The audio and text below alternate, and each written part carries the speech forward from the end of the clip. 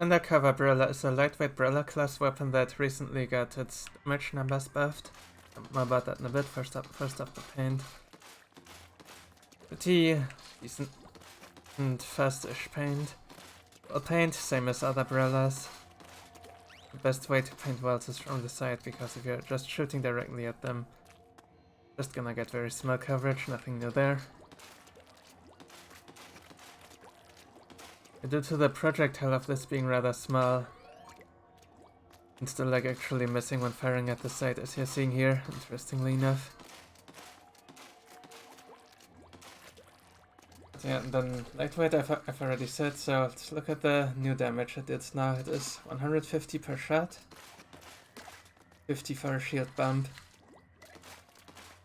These numbers used to be 120 and 40. What we used to do with those old numbers was a lot of shield bump combos. These new numbers, well, they don't look that much bigger. They're actually bigger enough that many of the combos are not actually there anymore. For Kirk, you just do 3 shots and a bump doesn't add anything to that. However, here for 500 HP targets, a bump is definitely useful. Done it right here. It at the last 50. Because ideally you're gonna get that a bit earlier. If you happen to be close to Scrapper spec, then you can use that there.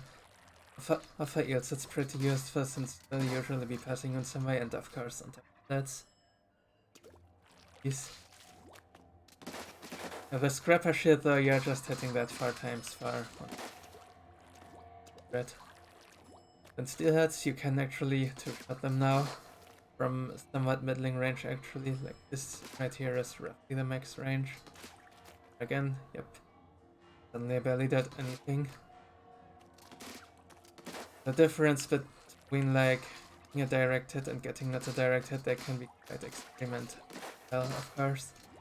Just Brella mechanics. When I'm firing this here, like at some point they're just all gonna fall off. That is how that works. And Shams and small phrase, nothing changed here. You one-shot Shams and get small phrase with a shield. Don't shoot them. This AoE as well, if you will. It's kinda hard to actually make good use of it. Like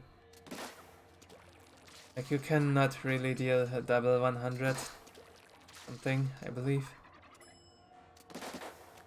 I'm trying here and I'm not managing it.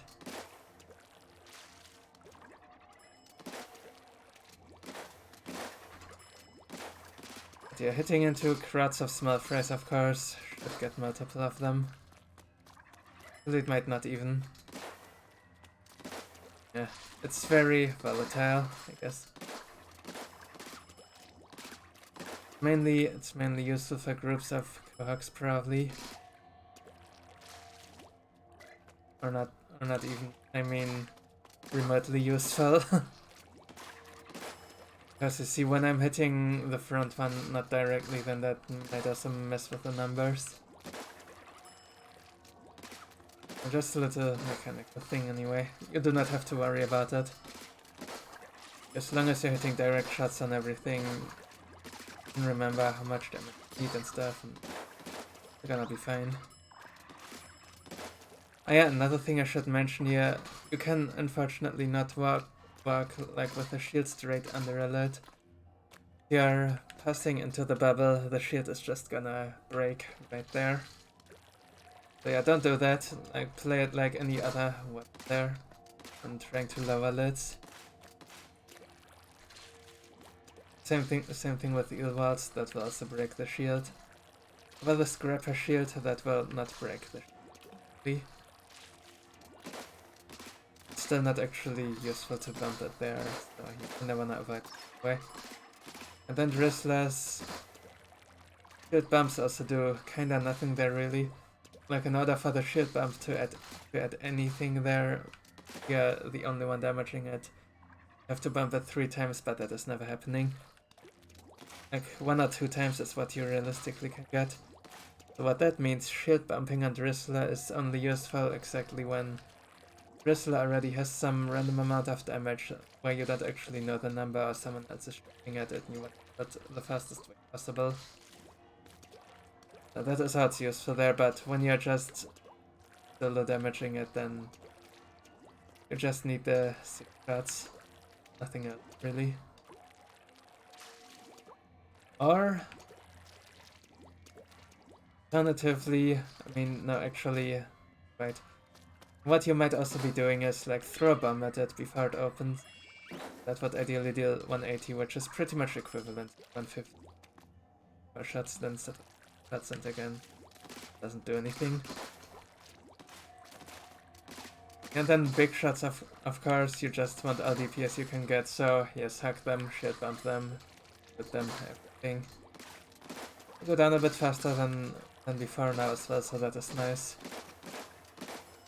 And what the DPS itself is, you take like the main, take like the projectiles only. The DPS is 346 roughly, a little under 350, a little under Splatoon. That's 360. And then of course if you add the shield to that, you get higher DPS per shot. Really. Yeah, so much about the numbers there. Oh yeah, and something else about wave enemies. This thing is rather mobile and inefficient. You primarily do wanna get fly fish if you can. Then of course stingers as well. You get to stingers nicely, and really you wanna hit stingers like at the end of your range. So like some bullets are hitting directly, others are falling down into it, and you can take out like 3 pots with a shot like that. But the closer you get, the less pots you're gonna hit, and you're like really close at point blank, you're literally just gonna hit 1 pot or maybe 2 if you aim like right in the middle of them. Yeah, try to stay away from stingers, hit them from max range. That is how you kill them the fastest. And fish sticks, those are definitely the most difficult ones for this. What I recommend dealing with them is like standing under them and shooting up. It's not very consistent, you might miss a few. Pay attention about your surroundings and don't try to do this for too long. It's much easier to hit like a stray 1 or 2 than get the thing alone. What you can also always consider is to just I believe it might also be possible to climb up and kill the hellfish stick from up there. I have not managed to get the timing right quite yet, so you'd have to ask someone else for that. Very technical. Well. Right, then let's get to the night waves. There are a few interesting ones here for sure. First off, most interestingly, Rush has changed since the patch. Since the shield is now doing 50, you pretty much have some immunity from the front. They just run into the shield and to the just bayonet. Not even do damage to it, of course. However, goldies are of course different. Goldies damage the shield and goldies damage you. Like make sure to protect yourself still whenever you make goldie contact. And teammates make sure to actually goldies, so that the targeted undercover isn't just gonna get killed by them. But also whenever you're targeted, like, don't play too aggressively, but stay back in that case. But yeah, when you're not targeted, you can walk forward with the thing. Or also do the roller thing where you're like just standing the targeted player and protect that way. Really much shows well how long this can keep up fire. Like a fair amount for sure. Probably comparable to Brella holding in place. And make sure to some recycled stuff. You should be good there. Next up, gorillas. Nothing has changed there. You wanna get close to the stunned gorillas, so other spawning small threats are walking right into your shield. You're just gonna eat them alive with that. Thing People are unaffected there. Yeah, don't forget about it or your whole team will hate you, of course. It's literally your job. Touch almost all comps unless you have like a roller as well, but even then it's better to have two small fray guys than guy, because on some maps they can just get everywhere. Not every map can be as nice as grounds for small frays. And of course the other thing is the small fray weapon might be targeted, so it cannot handle small frays before the gorilla is stunned.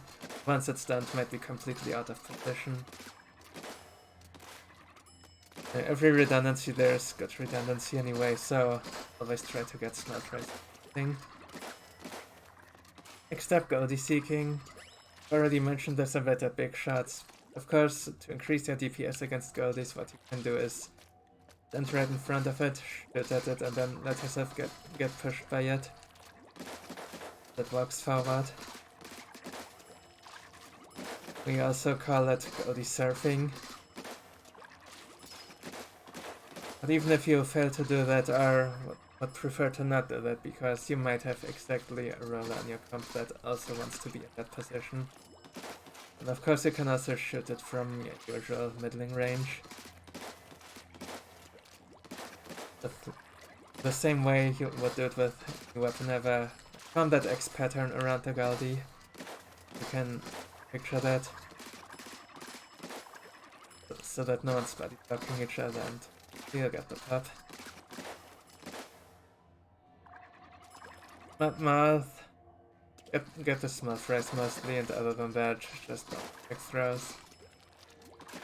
I had nothing to say there. You can do pretty much whatever except range sniping.